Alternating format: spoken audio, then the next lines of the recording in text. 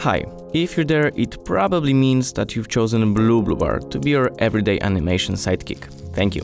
My name is Jet and I am a creative producer at BluBlu Studios. We've created this tutorial to give you a quick glance over the functionalities hidden in BluBluBar. It will give you enough information to start using BluBluBar comfortably.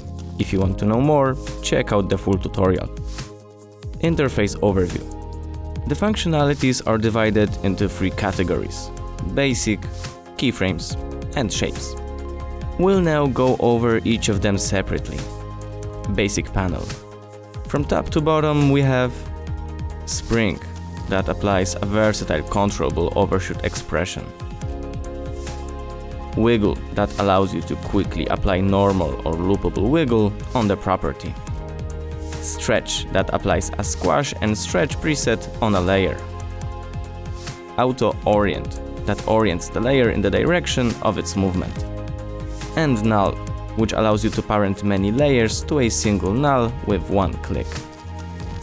Crop time will allow you to crop the composition's start and end times to fit the layers inside of it. You can either crop a current active comp, selected pre-comps, or compositions in the project panel. Crop space does essentially the same thing, but in space. It will make your composition smaller so that there is no redundant space surrounding the layers. Decompose is a reverse of pre-composing. It will take all the layers from the selected pre-comp and put them in current active comp. FPS lets you change the frames per second count of many comps at once. Size, however, lets you change many comp sizes at once. Anchor point is pretty self-explanatory. It will move the anchor point of selected layers to one of 9 possible placements. Another feature of the basic step is the renamer.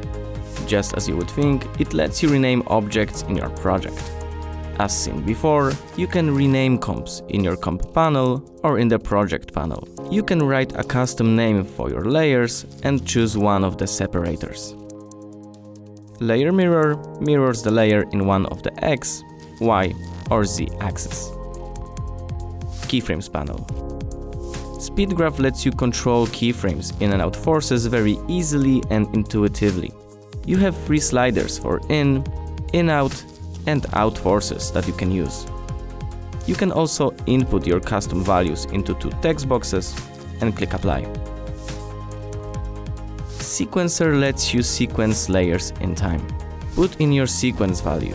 Feel free to use decimal numbers, one of 4 sequencing modes, seconds or frames measure, and a delay or duration type.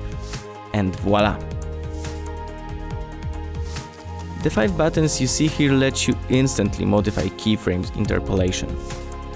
Use a regular click to modify temporal and control click to modify spatial interpolation. Keyframes copy and mirror lets you copy or mirror your keyframes.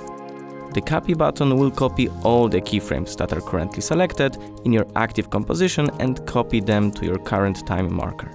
Mirror, however, will also mirror them in time. You can also control click to mirror in place. The shape step.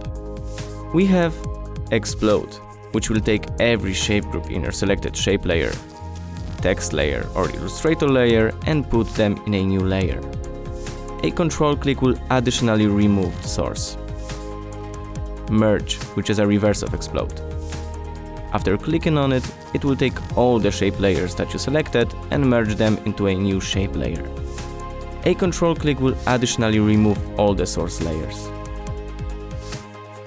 Remove artboard, which will remove the redundant artboard that is created by After Effects while converting Illustrator layers to shapes. Transform cap buttons will let you modify all the caps and joints on your strokes. A regular click will modify your line cap, while control click will modify the line join. Dashes will let you add and remove new dash groups to your stroke.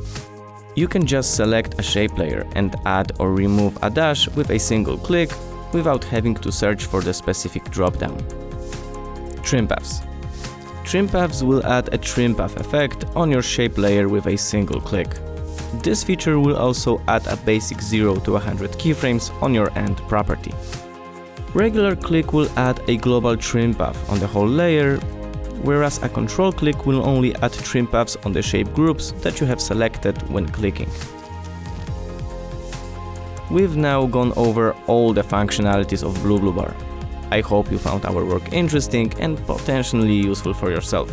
We've put a lot of work and love in it, and we really believe in it. If you have any further questions regarding BluBluBar, you can contact us at BluBluBar@BluBluStudios.com. Thank you for using BluBluBar.